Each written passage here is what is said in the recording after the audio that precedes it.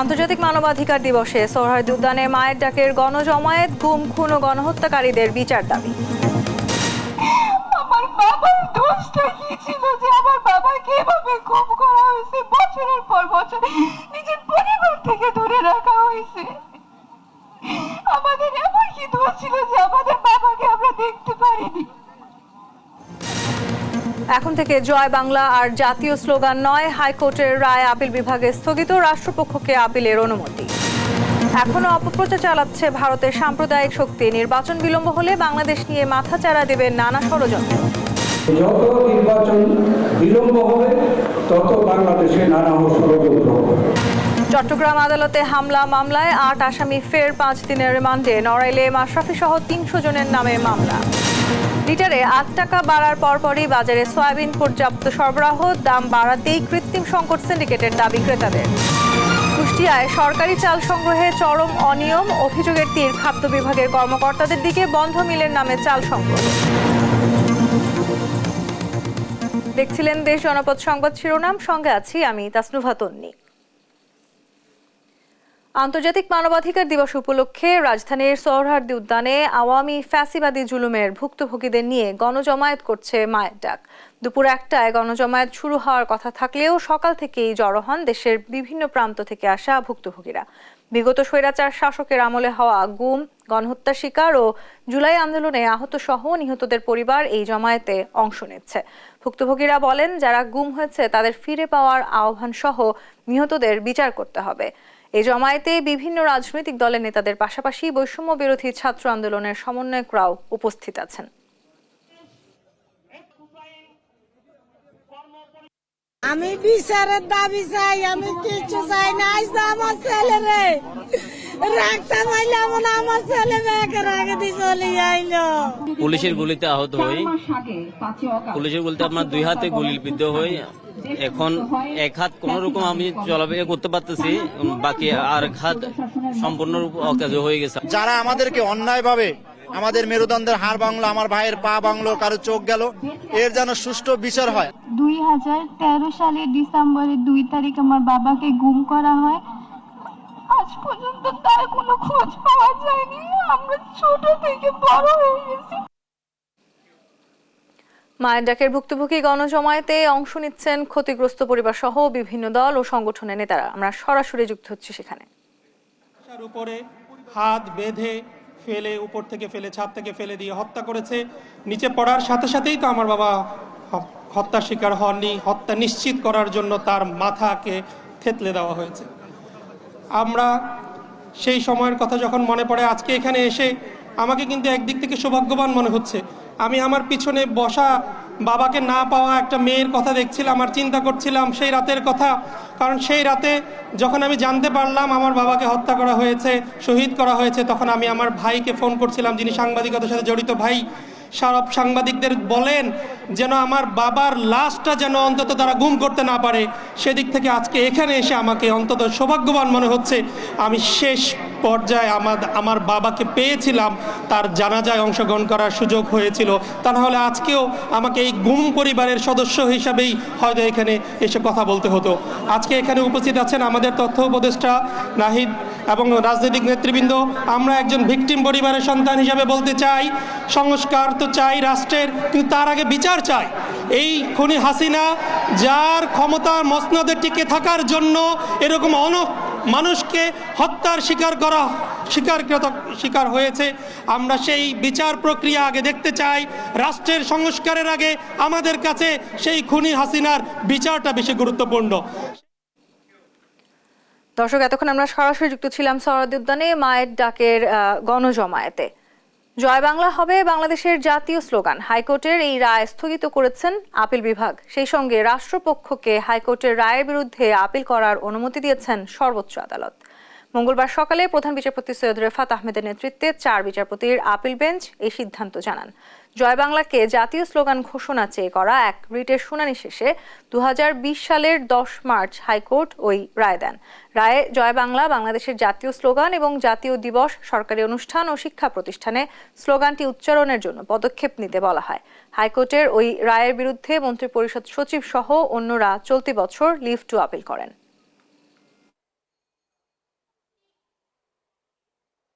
শুনানিতে বলেছে যে এগুলো আসলে পলিটিক্যাল ডিসিশন, পলিসি ডিসিশন গভর্নমেন্টের, যেটাতে আদালতের হস্তক্ষেপ করবার কোনো কারণ নেই বা এটি আদালতের ইখতিয়ারের বাইরে। আজকে আমাদের আপিলের প্রেক্ষিতে জয় বাংলা স্লোগানকে যে বাধ্যতামূলকভাবে জাতীয় স্লোগান করা হয়েছিল সেই রায়টিকে স্থগিত করেছেন। বাংলাদেশের অভ্যন্তরীণ বিষয়ে কারোর খবরদারি চলবে না বলে হুঁশিয়ার করেছেন বিএনপির স্থায়ী কমিটির সদস্য গয়েশ্বর চন্দ্র রায়। বলেন, ভারত বাংলাদেশ সম্পর্ক হবে সমমর্যাদার, যা দুই দেশের জন্যই কল্যাণকর। এদিকে হত্যা, গুমের অপরাধে আন্তর্জাতিকভাবে অভিযুক্ত র্যাব বিলুপ্তির পাশাপাশি রাজনৈতিকভাবে পুলিশকে ব্যবহার রোধে পুলিশ কমিশন গঠন সহ নিজেদের নানা সুপারিশ তুলে ধরেছে বিএনপি। এ সময়ে ছাত্র জনতার অভ্যুত্থান রাজনৈতিক দলগুলোর জন্য শিক্ষা বলেও জানান নেতারা। সাইফুল রিপনের প্রতিবেদন। মঙ্গলবার সকালে সুইডেন বিএনপির সাবেক সভাপতি মহিউদ্দিন আহমেদ জিন্টু সহ নেতাকর্মীদের নিয়ে দলের প্রতিষ্ঠাতা জিয়াউর রহমানের কবরে শ্রদ্ধা জানান বিএনপির স্থায়ী কমিটির সদস্য গয়েশ্বর চন্দ্র রায়। এ সময় গয়েশ্বর চন্দ্র রায় বলেন, গণতন্ত্র প্রতিষ্ঠা হলেই দেশি বিদেশি ষড়যন্ত্র মোকাবেলা সম্ভব হবে। পার্শ্ববর্তী দেশ ভারতের সাথে সম্পর্ক নিয়েও কথা বলেন তিনি। ভারতের সাথে বাংলাদেশের বন্ধুত্বের সম্পর্কটা দেশে দেশে হতে হবে, কোনো ব্যক্তি বা দলের সাথে নয়। মুরুবিয়ানা অথবা আমাদের উপর খবরদারি এবং সকল কিছু এতদিন দেখা গেছে দিল্লির সংকেত ছাড়া একটা ব্যাংকের এমডিও নিয়োগ হয় না, এবং কে কোথায় বিচারপতি হবে, কে কোথায় কি বড় বড় পদে থাকবে, কে এমপি হবে, কে মন্ত্রী হবে, এটা তারা ডিসাইড করতেন। তা আমরা মনে করি এগুলি হলো শুধু আভ্যন্তরীণ ব্যাপার না, বিভিন্ন রাজনৈতিক দলকে পরিচালনার করে যে প্রবণতা, এটা ভারতকে পরিহার করতে হবে। এদিকে গুলশানে বিএনপি চেয়ারপারসনের রাজনৈতিক কার্যালয়ে সংবাদ সম্মেলন করে পুলিশের সংস্কারে বিএনপির সংস্কার প্রস্তাব তুলে ধরেন দলটির স্থায়ী কমিটির সদস্য মেজর অবসরপ্রাপ্ত হাফিজউদ্দিন আহমদ বীর বিক্রম। পুলিশকে রাজনৈতিক উদ্দেশ্যে ব্যবহার বন্ধে প্রয়োজনীয় প্রস্তাবনাও সুপারিশে আছে দাবি করেন তিনি। যত এক্সট্রা জুডিশিয়াল কিলিং সবকিছু অধিকাংশই এই র্যাবের মাধ্যমে হয়েছে, সেজন্য আমরা এটিকে বিলুপ্ত করার জন্য সুপারিশ করেছি। যেভাবে ছাত্র জনতা রাজপথে নেমে এসেছিল, ছাত্রের সাথে ছাত্রের পিতামাতাও নেমে এসেছে, এই ধরনের বিপ্লব আগে তো কখনো হয় নাই বাংলাদেশে, এবং এটার থেকে প্রত্যেকটা রাজনৈতিক দল শিক্ষা গ্রহণ করবে। কেউ আর আওয়ামী লীগ হওয়ার চেষ্টা করবে না, শেখ হাসিনা হওয়ারও চেষ্টা করবে না। সকল রাজনৈতিক দলের শিক্ষা হয়ে গেছে।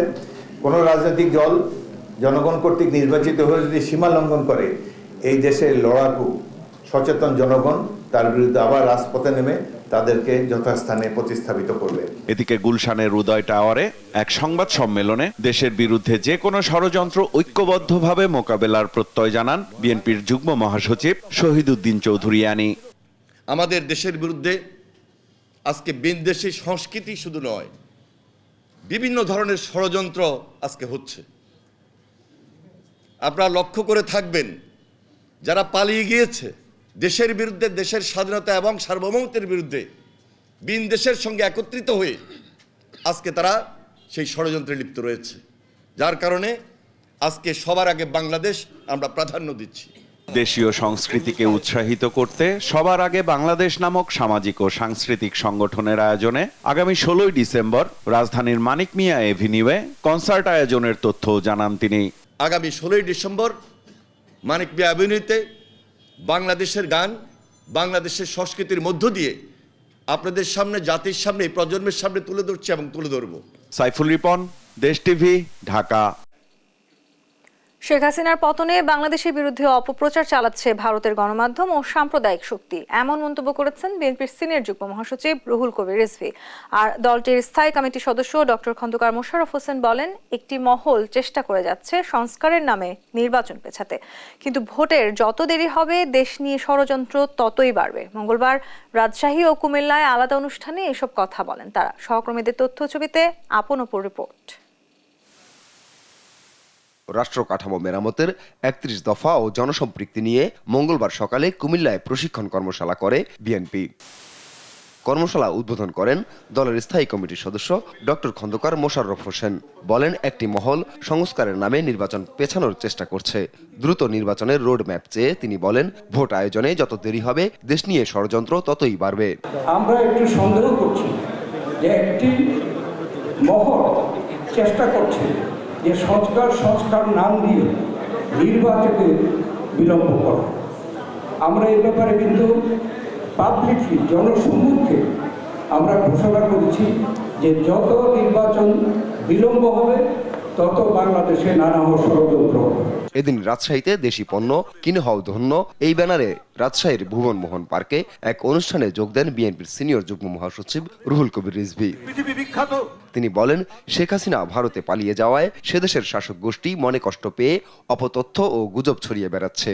বাংলাদেশে শান্তিরক্ষী পাঠানোর প্রস্তাব করায় মমতা ব্যানার্জির কঠোর সমালোচনা করেন তিনি। এক ফ্যাসিস্ট ভয়ঙ্কর দানব, তাকে ছাত্র জনতা তাড়িয়েছে, ভারতে আশ্রয় নিয়েছে আপনাদের কাছে। এই জন্য আপনাদের এত মনোকষ্ট। অপতথ্য এবং অপপ্রচার দিয়ে বাংলাদেশের দীর্ঘদিনের যে একটি ভাবমূর্তি, এইটাকে নস্যাৎ করার জন্য ভারতের সাম্প্রদায়িক শক্তি, যারা প্রায় সেখানকার সংখ্যালঘুদেরকে অত্যাচার করে, নিপীড়ন করে। পরে প্রান্তিক মানুষের কাছে স্বল্প মূল্যে দেশি লুঙ্গি, শাড়ি, সাবান ও পাঞ্জাবি বিক্রি করেন রিজভী। সেখানে ভারতের জয়পুরি বিছানার চাদর পরান তিনি। আপন অপু, নিউজ ডেস্ক, দেশ টিভি। ইসকন নেতা চিন্ময় কৃষ্ণ দাসের জামিন নিয়ে পুলিশের সঙ্গে সংঘর্ষের অভিযোগে দায়ের মামলায় গ্রেপ্তার হওয়া ৮ আসামিকে ফের রিমান্ডে নিয়েছে কোতোয়ালি থানা পুলিশ। মঙ্গলবার সকালে কড়া নিরাপত্তার মধ্য দিয়ে আসামিদের চট্টগ্রাম সিএমএম আদালতে হাজির করে রিমান্ডের আবেদন জানালে 5 দিনের রিমান্ড মঞ্জুর করে। এর আগে গেল 4 ডিসেম্বর তাদের 6 দিনের রিমান্ডে নেয় পুলিশ। 26 নভেম্বর চট্টগ্রাম আদালত ভবনে চিন্ময় দাসের জামিন নিয়ে পুলিশের সঙ্গে সংঘর্ষে জড়ায় তার সমর্থকরা। সেখানে আইনজীবী সাইফুল ইসলাম আলিফকে নৃশংসভাবে হত্যা করে তারা। ওই ঘটনায় হত্যা মামলা সহ পুলিশের ওপর হামলা ভাঙচুরের অভিযোগে 6টি মামলা হয়েছে। এর মধ্যেই পুলিশ বাদী হয়ে মামলা করেছে 3টি।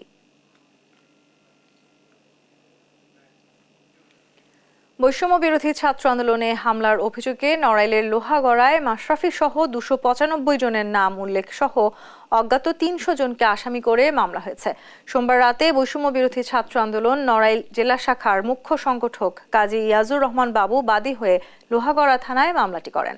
মামলার এজাহারে বলা হয়, আসামিরা গেল 4 আগস্ট সকালে বৈষম্য বিরোধী ছাত্র জনতার কর্মসূচি চলাকালে লোহাগড়ার সিএন্ডপি চৌরাস্তায় ছাত্র জনতার উপর হামলা করে বেধড়ক মারধর করে।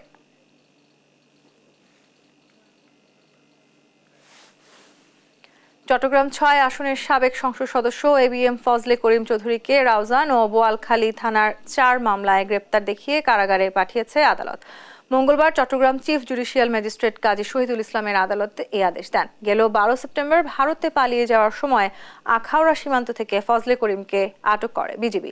আওয়ামী লীগ থেকে 5 বার এমপি নির্বাচিত হওয়া ফজলে করিমের বিরুদ্ধে রাউজান ও নগরীর বিভিন্ন থানায় বেশ কয়েকটি মামলা রয়েছে।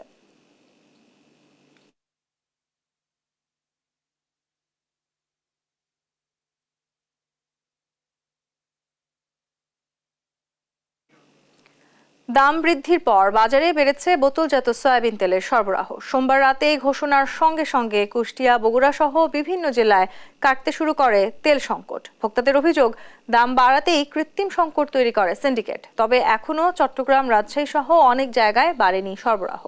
বিশ্লেষকদের দাবি, প্রান্তিক পর্যায়ের পাশাপাশি উৎপাদক পর্যায়ে মনিটরিং বাড়ালে শৃঙ্খলা আসবে বাজারে। সহকর্মীদের তথ্য ছবিতে আপন অপর রিপোর্ট। গেল কয়েক সপ্তাহ ধরেই দেশের বাজারে চলছিল সয়াবিন তেলের সংকট। বোতল জাতের চেয়ে খোলা তেলের দাম বেশি হওয়ায় বোতল থেকে ঢেলে খোলা তেল হিসেবে বিক্রি করে অসাধু ব্যবসায়ীরা লুটে নিয়েছে মুনাফা। সোমবার সব ধরনের সয়াবিন তেলের দাম লিটার প্রতি 8 টাকা বাড়ানোর সিদ্ধান্ত দেন বাণিজ্য উপদেষ্টা, যা কার্যকর হয় সেদিন থেকেই। সংকট থাকলেও দাম বাড়ার পর থেকেই বাজারে বেরিয়ে আসে বোতল ও প্যাকেটজাত সয়াবিন তেল। সোমবার রাতেই বগুড়ার বাজারে আসে 1 লিটারের প্যাকেটজাত সয়াবিন তেল। ক্রেতাদের অভিযোগ, এতদিন সংকট থাকলেও দাম বাড়ার পর মিলতে শুরু করেছে সয়াবিন তেল। কয়েকদিন আগে শুনি তেল নাই, আজকে দেখি অনেক বাজার অনেক তেল, কিন্তু লিটারের প্রতি লিটারের দাম অনেক বেশি। 1 মাস আগে তেল ছিল না বোতল, কিন্তু আজকে শুধু মানে কালকে অর্ডার দেওয়া ছিল পলিব্যাগ তেল দিচ্ছে আর দাম বাড়াবে বলেই তো আমাদের তেল দিচ্ছিলেন এতদিন। বেসরকারি যদি আমি অর্ডার দিই তাহলে পাবো না, তাই আমি কম করে দিলাম অর্ডার। আমার যেটুকু অর্ডার দিয়েছিলাম সেটুকু মাল আজকে আমাকে বিকালে রূপচাঁদা কোম্পানি দিয়ে দিচ্ছে। দাম বাড়ার 24 ঘন্টার মধ্যেই কুষ্টিয়ার বাজারেও বেড়েছে সরবরাহ। সব দোকানেই মিলছে বোতলজাত সয়াবিন তেল। ভোক্তারা বলছেন দাম বাড়াতেই সিন্ডিকেট করে এতদিন তেলের কৃত্রিম সংকট তৈরি করা হয়। দামটা বাড়িয়ে দেওয়ার জন্যই তারা এই হঠাৎ করে এই জিনিসটা লুকিয়ে ফেলেছিল। যখন দাম বেড়ে গেছে এখন অ্যাভেলেবল সব দোকানে আপনি মালটা পাচ্ছেন। 8 টাকা লিটারে বাড়ছে, সেহেতু কোম্পানির যারা প্রতিনিধি আছে তারা খুব হ্যাপি। বাজার বিশ্লেষকরা বলছেন দাম বাড়ার পর সরবরাহ বাড়াই প্রমাণ হয় এতদিনের সংকট ছিল কৃত্রিম, যে সিন্ডিকেট এখনো ভাঙতে পারেনি সরকার। যারা এই সিন্ডিকেট বা যারা ম্যানুফ্যাকচারার তারা সরকারের কাছে বার্গেনিং করে দাম বাড়াই নিল। যেই দাম বাড়ালো সারা বাংলাদেশে এটা এখন অ্যাভেলেবল হয়ে গেছে।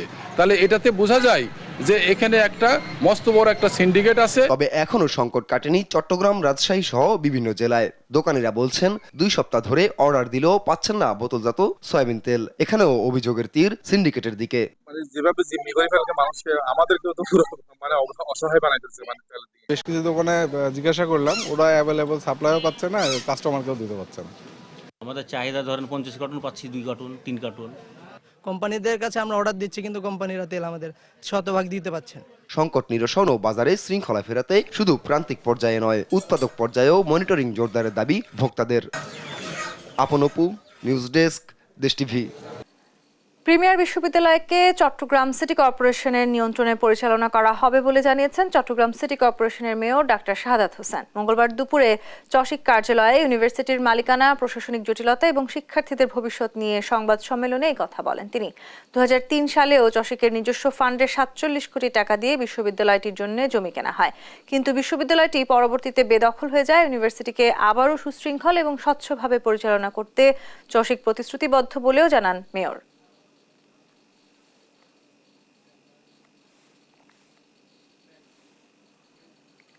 কুষ্টিয়ায় সরকারিভাবে চাল সংগ্রহ অভিযানে খাদ্য বিভাগের বিরুদ্ধে উঠেছে অনিয়মের অভিযোগ। তাদের যোগসাজশেই বন্ধ মিলের নামে দেয়া হয়েছে চাল বরাদ্দ, অথচ এ বিষয়ে কিছুই জানেন না মিল মালিকরা। ফলে এই পর্যন্ত বন্ধ অস্তিত্বহীন মিলের নামে বরাদ্দের চাল সরকারি গুদামে কে সরবরাহ করেছে তা নিয়ে উঠেছে প্রশ্ন। ইরফান রানার ক্যামেরায় কুষ্টিয়া থেকে নাহিদ হাসান তিতাসের রিপোর্ট। লোকসানের বোঝা মাথায় নিয়ে 2020 সালের দিকে বন্ধ হয়ে যায় কুষ্টিয়ার মিরপুর উপজেলার বিআর রাইস মিল। অথচ এই মিলের নামে প্রতি বছরই চাল বরাদ্দ দিয়েছে খাদ্য বিভাগ। এবছরও বরাদ্দের তালিকায় নাম রয়েছে এ মিলের। একই উপজেলার শেখ রাইস মিল ও বাসনা রাইস মিলও বন্ধ হয়ে গেছে 5 বছর আগে। তারপরেও এসব মিলের নামে প্রতি বছরই দেওয়া হয়েছে বরাদ্দ। বরাদ্দের তালিকায় এসব মিলের নাম আছে এবছরেও। এভাবেই দীর্ঘদিন ধরে কুষ্টিয়ার খাদ্য বিভাগের কর্মকর্তাদের যোগসাজশে অস্তিত্বহীন ও বন্ধ মিলের নামে দেওয়া হয়েছে চাল বরাদ্দ। যদিও বরাদ্দর বিষয়ে কিছুই জানেন না এসব মিলের মালিকেরা। তারা বলছেন সিন্ডিকেটের মাধ্যমে খাদ্য বিভাগের কিছু অসাধু কর্মকর্তারা বছরের পর বছর করে যাচ্ছেন এমন অনিয়ম। বরাদ্দ আসছে কত আমি ঠিক বলতে পারবো না। তাই ওর নাম হলো হাবিব, ওই দিত কত বরাদ্দ আসছে না আসে জানি না। অটো মিলে চাউল খাই সবাই, এই জন্য বন্ধ হয়ে গেছে। এই মিলের না বরাদ্দ হয় আমরা জানি না। এটা ওই রাজনৈতিক নেতারা খাচ্ছে। এরা রাজনৈতিক নেতারা, আমাদের কাছে কোনো সই সাক্ষ্য লাগে না, চেকেও সই লাগে না এবং অ্যাকাউন্টেও সই লাগে না। শুধুমাত্র মাঝে মধ্যে আসে আমাদের কাছে, এসে বলে যে ভাই এই যে একটা বিদ্যুৎ বিল দেন, বিলের কপি দেন, এই বিলে নিয়ে যায় আর কি। সরকারিভাবে চাল সংগ্রহের এমন অনিয়মের ঘটনায় ক্ষুব্ধ জেলার অন্যান্য মিল মালিকরাও। অস্তিত্বহীন ও বন্ধ মিল কিভাবে বরাদ্দ পেল তা খতিয়ে দেখার তাগিদ তাদের। যে মিলগুলো বন্ধ সেগুলো তো বরাদ্দ দেওয়ার কোনো যুক্তি নেই।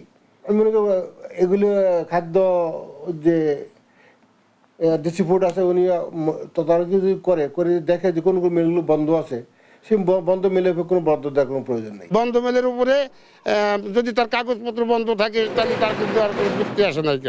তবে জেলা খাদ্য বিভাগের কর্মকর্তারা বলছেন এবছর কোনো বন্ধ মিলের সাথে চুক্তি করেননি তারা। তারপরেও যদি বরাদ্দের তালিকায় বন্ধ মিলের নাম থাকে তবে যাচাই বাছাই করে সেসব মিলের নামে বরাদ্দ বাতিলের কথা বলছেন এই কর্মকর্তা। কোনো ধরনের বন্ধ মিলে আমরা চুক্তি করিনি। তারপরেও আবারও যে অভিযোগ উঠেছে তার প্রেক্ষিতে আমরা চুক্তিবদ্ধ মিলগুলো যেগুলো চুক্তিতে এসেছে তাদেরকে আবার পুনঃযাচাই করছি। যদি সে ধরনের মিল কোনো চুক্তিতে এসে থাকে প্রমাণিত হয় তদন্তে, তাহলে সেগুলোতে আমরা কোনো বরাদ্দ দেব না। দীর্ঘদিন ধরে সরকারিভাবে চাল সংগ্রহের নামে খাদ্য বিভাগের এমন অনিয়ম ও দুর্নীতির সাথে জড়িতদের বিরুদ্ধে ব্যবস্থা নেওয়ার দাবি মিল মালিকদের।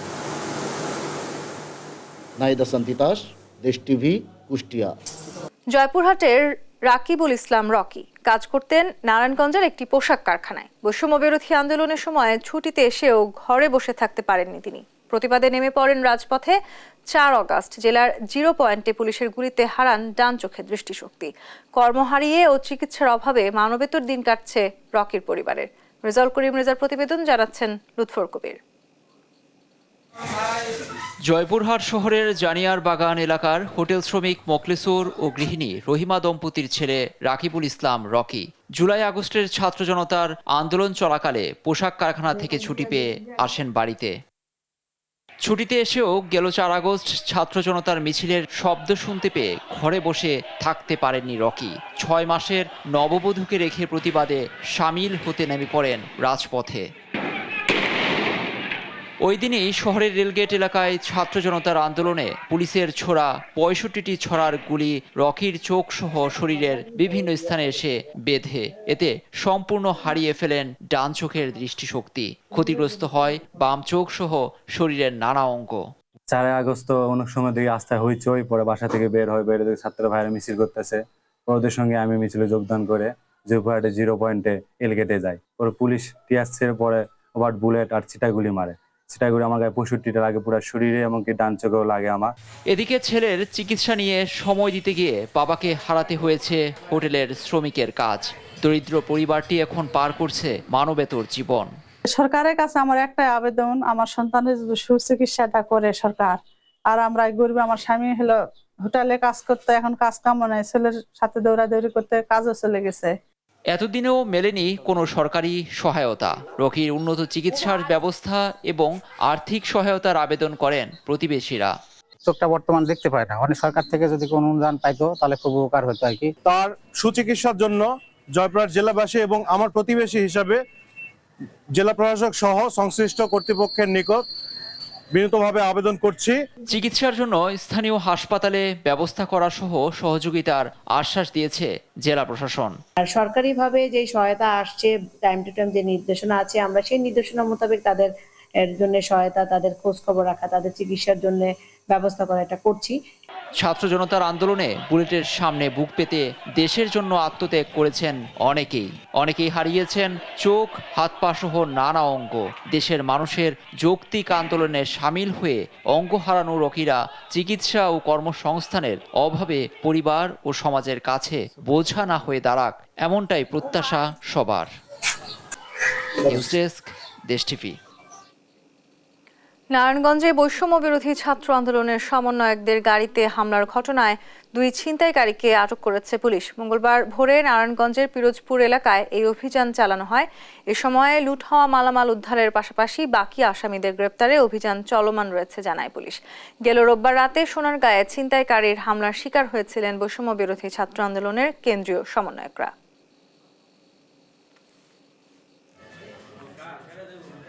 বৈষম্য বিরোধী ছাত্র আন্দোলনের নেতৃবৃন্দর মোবাইল ছিনতাইয়ের ঘটনা আমরা তাৎক্ষণিকভাবে আইনগত ব্যবস্থা গ্রহণ করেছি এবং 2 জন আসামি গ্রেপ্তার করতে সক্ষম হয়েছি। তাদের দেওয়া তথ্য মতে মোবাইলগুলো উদ্ধার করা সম্ভব হবে ইনশাল্লাহ। আসামিদেরকে বিজ্ঞ আদালতে রিমান্ড সহ প্রেরণ করা হয়েছে। ভারতের কলকাতা থেকে সিলেট আওয়ামী লীগ ও যুবলীগের 4 নেতাকে গ্রেপ্তার করেছে মেঘালয় রাজ্যের ডাউকি থানা পুলিশ। রোববার ভোরে কলকাতার নিউ টাউন এলাকার একটি ফ্ল্যাট থেকে তারা গ্রেপ্তার হন। তারা হলেন সিলেট জেলা আওয়ামী লীগের সাধারণ সম্পাদক ও জেলা পরিষদের সাবেক চেয়ারম্যান নাসির উদ্দিন খান, সিলেট মহানগর যুবলীগের সভাপতি আলম খান, সহসভাপতি আব্দুল লতিফ ও সদস্য ইলিয়াস হোসেন জুয়েল। তাদের বিরুদ্ধে পশ্চিম জৈন্তা হিল জেলার একজন ট্রাক চালককে মারধরের অভিযোগে গত মাসে ডাউকি থানায় মামলা হয়। তবে জৈন্তা হিলের এক পুলিশ কর্মকর্তা জানান, গ্রেপ্তার ব্যক্তিদের বিরুদ্ধে অনুপ্রবেশের অভিযোগ রয়েছে।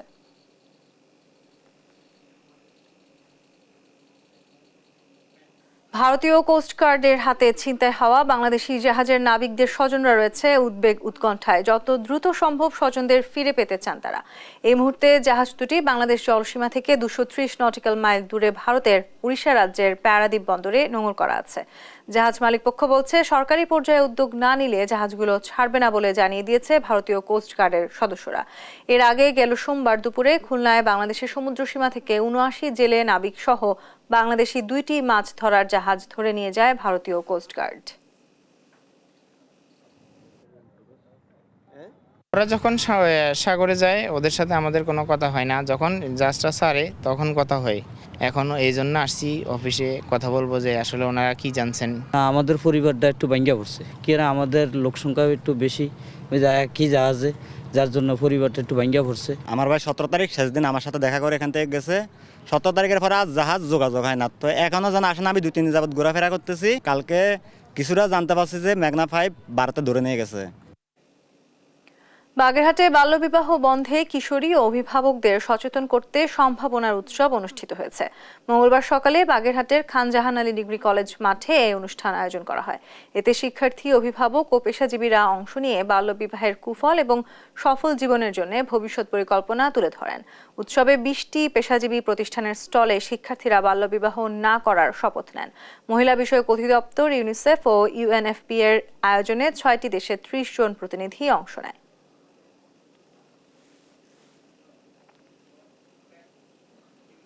চুয়াডাঙ্গা কৃষি সম্প্রসারণ অধিদপ্তরের উপপরিচালক মাসুদুর রহমান সরকারের বিরুদ্ধে কৃত্রিম সার সংকট ও বদলি বাণিজ্য সহ বিভিন্ন অভিযোগের প্রতিবাদে বিক্ষোভ কর্মসূচি পালন করছেন কৃষকরা।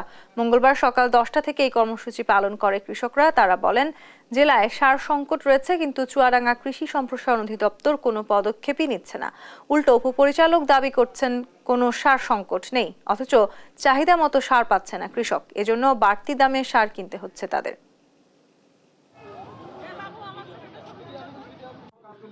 আমরা সারের অনেক সংকট দেখা দিচ্ছে, আমরা পাচ্ছি না সার। ডিলারের কাছে গেলে সার পাওয়া যায় না, কিন্তু বাইরে খুচরা দোকানে গেলে সার ঠিকই পাওয়া যায় বেশি টাকা দাম দিলে। যেটি স্যার আমাদের একটা আশ্বাস দিল যে পরে সার পাওয়া যাবে। একই সার 1050 টাকা সার আমরা 1600, 1800, 2000, 2200, 2500 টাকাতেও কিনতে হয়। যদি আমার এই কথা শুনে যদি মনে করেন যে না, এ ভুয়া বক্তব্য দিচ্ছে, তাহলে আপনারা সরজমিনে যায় দেখে আসবেন। 1971 সালের 10 ডিসেম্বর হানাদার মুক্ত হয় ভোলা। রচিত হয় স্বাধীনতার নতুন ইতিহাস। মুক্তিযোদ্ধাদের প্রতিরোধে পাক হানাদার বাহিনী ও তাদের সহযোগীরা পালিয়ে যেতে বাধ্য হয়। 53 বছর পর সেই স্মৃতি এখনও ভোলার সাহসী সৈনিকদের কথা মনে করিয়ে দেয়। সহকর্মী ছোটন সাহার তথ্য ছবিতে ডেস্ক রিপোর্ট। সাল 1971 ভোলা শহরের পানি উন্নয়ন বোর্ড অফিস চত্বর দখল করে নেয় পাক হানাদার বাহিনী। এখান থেকেই শুরু হয় মুক্তিযোদ্ধাদের হত্যা ও নির্যাতন। মরদেহ ফেলে দেয়া হয় তেতুলিয়া নদীর খেয়াঘাটে, রক্তে রঞ্জিত হয় তেতুলিয়ার পানি।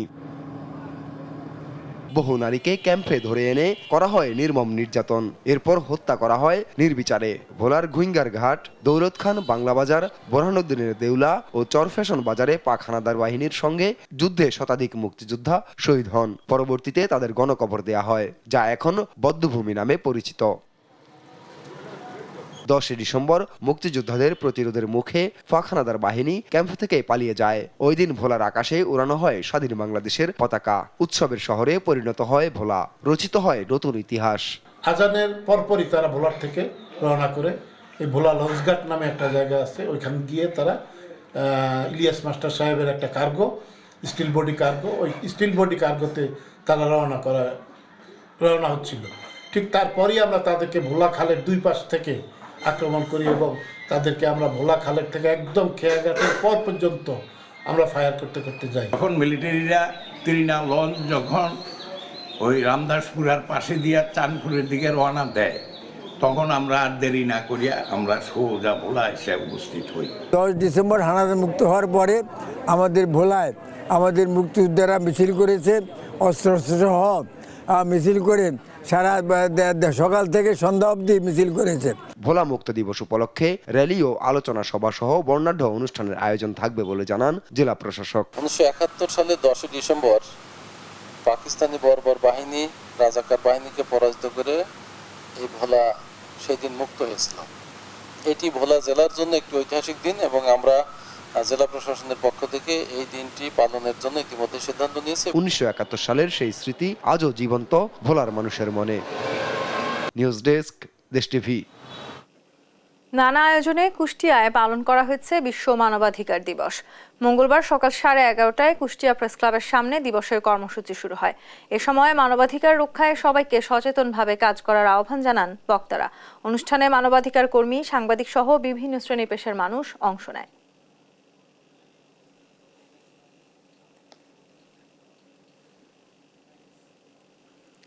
চিরনিদ্রায় শায়িত হলেন বেসরকারি টেলিভিশন চ্যানেল বাংলা ভিশনের পরিচালক আজিজুল হক। মঙ্গলবার টিকাটুলি জামে মসজিদে জোহরের নামাজের পর তার নামাজে জানাজা অনুষ্ঠিত হয়।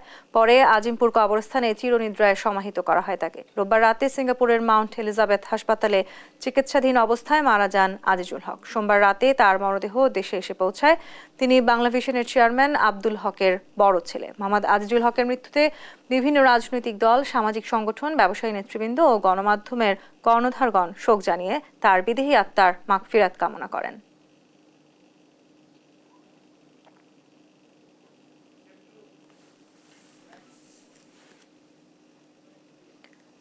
দেশ জনপদ সংবাদ শিরোনাম জানিয়ে দিচ্ছি আরো একবার।